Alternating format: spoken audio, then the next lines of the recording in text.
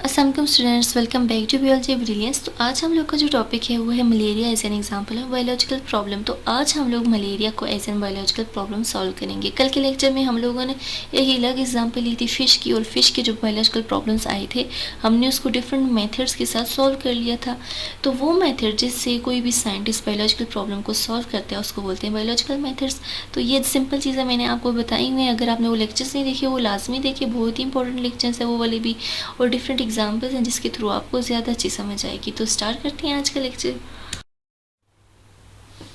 आज हम लोग बायोलॉजिकल प्रॉब्लम नंबर 1 सॉल्व करेंगे, जिसके अंदर हम लोग देखेंगे कि मलेरिया के काजेज़ क्या हैं, मलेरिया क्यों काज हुआ, मलेरिया की हिस्ट्री क्या है और कब काज हुआ। ये सब चीज़ें आज हम देखेंगे। तो कल के लेक्चर में हम लोग देखेंगे बायोलॉजिकल प्रॉब्लम नंबर 2, जिसके अंदर मैं आपको बताऊंगी कि मलेरिया ट्रांसमिट कैसे हुआ, एक ह्यूमन से दूसरे ह्यूमन को ट्रांसमिशन कैसे हुई, मलेरिया की ट्रांसमिशन वाला बायोलॉजिकल प्रॉब्लम नंबर 2 करेंगे। और आज हम प्रॉब्लम नंबर 1 को सॉल्व करेंगे by the help of biological methods. जैसे कि हमें पता है कि मलेरिया भी एक बायोलॉजिकल प्रॉब्लम है, तो किसी भी बायोलॉजिकल प्रॉब्लम को सॉल्व करने के लिए साइंटिस्ट जो मेथड देखते हैं उनको बोलते हैं बायोलॉजिकल मेथड। तो बायोलॉजिकल मेथड का जो स्टेप नंबर 1 है वो है ऑब्जर्वेशन। एक अच्छा साइंटिस्ट क्या करता है, सबसे पहले चीज़ों को ऑब्जर्व करता है। वो देखता है कि अगर कोई प्रॉब्लम काज हुई है तो उसकी रीजंस क्या हैं, वो उन रीजंस को ढूंढने के लिए डिफरेंट प्रोसेस से गुजरता है। तो जो स्टेप नंबर 1 करता है वो होती है ऑब्जर्वेशन। बायोलॉजिकल मेथड्स में स्टेप नंबर 1 है ऑब्जर्वेशन। साइंटिस्ट ने क्या किया, 2000 ईयर्स पहले मलेरिया को ऑब्जर्व किया कि मलेरिया क्यों हो रहा है, उसके काजेज़ क्या हैं। तो साइंटिस्ट के मुताबिक जो मलेरिया के पेशेंट्स थे उनको जो डिजीज़ हो रहे थे वो हो रहे चिल्स या फीवर, उनको बुखार हो रहे थे। चिल्स बोलते हैं जो ठंड लगकर बुखार होता है उसको। और साइंटिस्ट के मुताबिक ये डिज़ीज़ उन लोगों में कॉमन था जो कि दलदली इलाके में रहते थे, जो माशी एरियाज़ में रहते थे। और कुछ साइंटिस्ट ये कहते थे कि जो मार्शिस एरिया होते हैं, दलदली इलाके होते हैं, वहाँ पे स्टेगनेंट वाटर होता है, वहाँ पे खड़ा पानी होता है। और उस खड़े पानी की वजह से जो हवा होती है वो पॉइजन हो जाती है, नुकसानदेह हो जाती है। और उस हवा के अंदर जब ह्यूमंस या एनिमल्स सांस लेते हैं तो उनको डिजीज़ काज हो जाती है, जिसको कहते हैं मलेरिया। बैड एयर की वजह से ये डिज़ीज़ होती है मलेरिया। तो साइंटिस्ट ने बैड एयर के नेम पे जो वर्ड है मलेरिया रख दिया। जैसे कि इटालियन वर्ड है, मला का मतलब है बैड और एरिया का मतलब है एयर। तो मलेरिया एक ऐसी डिज़ीज़ है जो बैड एयर की वजह से होती है। और मैंने आपको बता दिया कि बैड एयर क्यों होगी, क्योंकि जो खड़ा पानी होगा, दलदली इलाकों का जो खड़ा पानी होगा वो हवा को क्या बना देगा, पॉइजन, इस वजह से। कुछ साइंटिस्ट ये कहते थे कि मलेरिया की होने की वजह ये भी है कि वहाँ के लोग क्या करते हैं, मार्शेस में रहते हैं, दलदली इलाके में रहते हैं, और उनका पानी गंदा होता है और उस पानी को पीने की वजह से मलेरिया हो जाता है। लेकिन जब कुछ वॉलंटियर्स ने, काम करने वाले लोगों ने इन पानी को पिया तो उनको मलेरिया नहीं हुआ। तो इस हाइपोथेसिस को भी रिजेक्ट किया गया कि माशी एरियाज़ का पानी पीने से मलेरिया नहीं होता। अब हम लोग देख लेते हैं कि फ़र्स्ट एंटी जो मलेरियल मेडिसिन थी वो कब डिस्कवर हुई, कैसे डिस्कवर हुई। फर्स्ट एंटी मलेरियल मेडिसिन का नेम था क्विनीन। तो क्विनीन जो है बाई चांस डिस्कवर हो गई थी, किसी साइंटिस्ट ने खुद कोशिश नहीं की थी इसको डिस्कवर करने के लिए। तो कुछ जो मर्चेंट्स थे, तजारतदार थे, उनकी डिसऑनेस्टी की वजह से ये डिस्कवर हो गई। 17वीं सेंचुरी के अंदर कुछ प्लांट्स जो हैं अमेरिका से यूरोप जाते थे मुख्तलिफ मेडिसिन बनाने के लिए। उन प्लांट में से एक प्लांट की बार्क में क्वीना प्रेजेंट था, जो कि बहुत ज़्यादा इंपॉर्टेंट होता है फीवर को, बुखार को ठीक करने के लिए।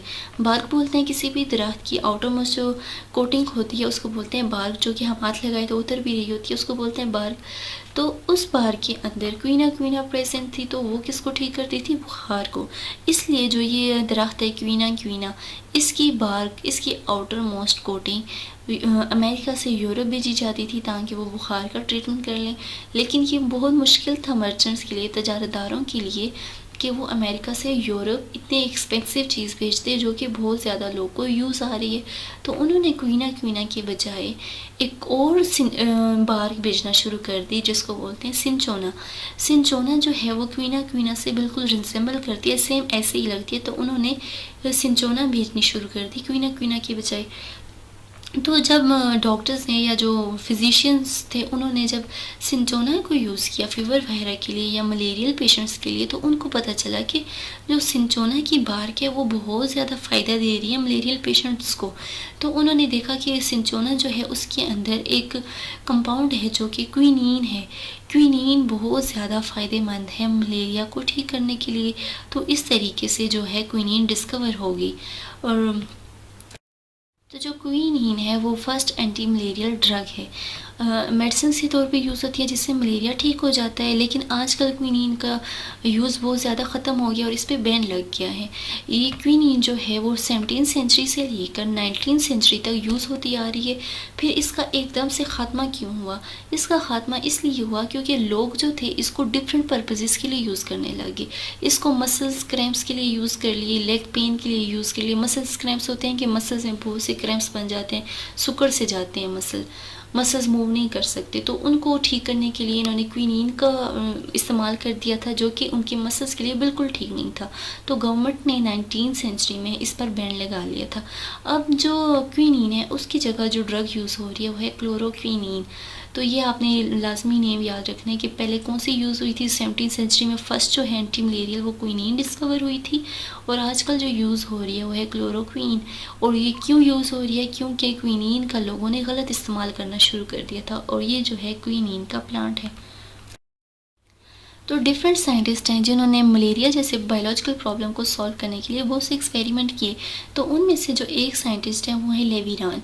लेविरान ने मलेरिया को सॉल्व करने के लिए बहुत से एक्सपेरिमेंट किए, और जब उन्होंने एक्सपेरिमेंट किए, जब उन्होंने माइक्रोस्कोप में देखा, तो उन्होंने देखा कि मलेरिया के जो पेशेंट्स हैं उनके जो ब्लड है, ब्लड सेल्स के अंदर एक टिनी लिविंग ऑर्गेनिज्म प्रेजेंट है।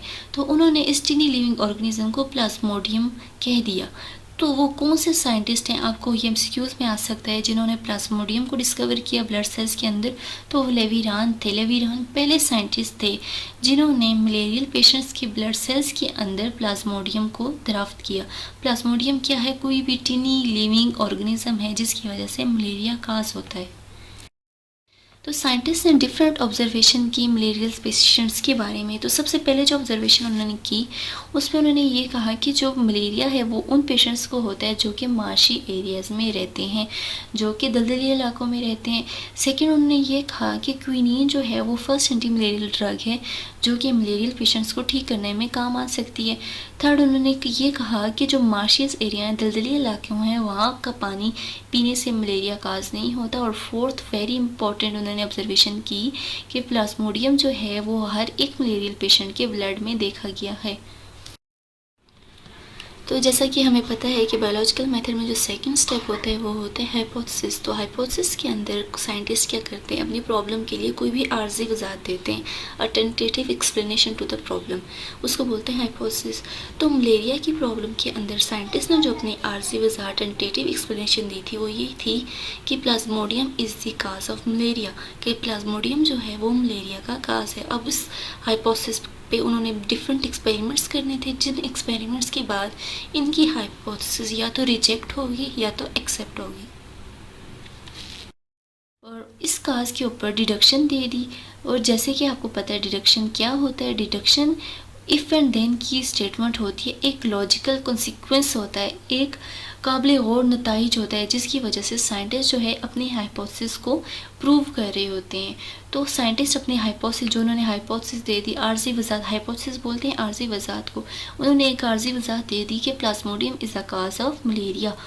तो उन्होंने अब डिडक्शन भी देनी थी। तो डिडक्शन में मैंने बताया था आपको इफ़ एंड देन की स्टेटमेंट यूज़ होती है, अगर ये मसला हुआ तो ये भी होगा। तो उन्होंने कहा if plasmodium is the cause of malaria, अगर प्लाज्मोडियम मलेरिया का काज है तो तमाम then all malarial patients should have plasmodium in their blood, तो तमाम मलेरियल पेशेंट के ब्लड के अंदर प्लाज्मोडियम पाया जाएगा। उन्होंने ये डिडक्शन दे दी अपने हाइपोथेसिस के बाद। डिडक्शन के बाद जो स्टेप होता है वो है एक्सपेरिमेंट्स। अब उन्होंने अपनी हाइपोथेसिस जो थी उसको अप्रूव भी तो करना था, तो उन्होंने दो ग्रुप्स बनाए, एक एक्सपेरिमेंटल ग्रुप, दूसरा कंट्रोल ग्रुप। एक्सपेरिमेंटल ग्रुप के अंदर उन्होंने वो पेशेंट्स रख दिए जो मलेरियल पेशेंट्स थे। 100 सैंपल्स लिए उन्होंने ब्लड के और उसको माइक्रोस्कोप के अंदर देखा। और कंट्रोल ग्रुप के अंदर हेल्दी पर्सन के 100 हेल्दी पर्सन के ब्लड का सैंपल ले लिया और उसको भी माइक्रोस्कोप के अंदर देखा। जब साइंटिस्ट ने डिफरेंट अपने एक्सपेरिमेंट्स किए तो उनकी जो हाइपोथेसिस थी कि Plasmodium is a cause of malaria वो एक्सेप्ट हो गई, क्योंकि जितने भी मलेरियल पेशेंट्स थे उनकी ब्लड्स के अंदर प्लाज्मोडियम पाया गया, लेकिन जितने हेल्दी पर्सन थे उनके ब्लड के अंदर प्लाज्मोडियम नहीं पाया गया। तो इस बात से ये चीज़ साबित हो जाती है कि जितने भी मलेरियल पेशेंट्स हैं उनके ब्लड के अंदर प्लाज्मोडियम पाया जाएगा। तो इस बात के ऊपर इन रिजल्ट्स की वजह से उनकी जो हाइपोथेसिस थी कि Plasmodium is the cause of malaria वो एक्सेप्ट हो गई थी। तो यहीं तक था आज का लेक्चर। उम्मीद करती हूँ आपको समझ में आ गया होगा। नेक्स्ट लेक्चर में हम लोग देख लेंगे कि how malaria transmit from one organism to another, कि मलेरिया एक इंसान से या एक ह्यूमन से दूसरे ह्यूमन को कैसे ट्रांसमिट होता है। तो ये सब चीज़ें हम लोग देख लेंगे। अगर आपको फिर भी कोई चीज़ समझ में ना आई हो तो कमेंट ज़रूर करें। अपना बहुत ज़्यादा ख्याल रखें, फिर मिलते रहेंगे। अल्लाह हाफिज़।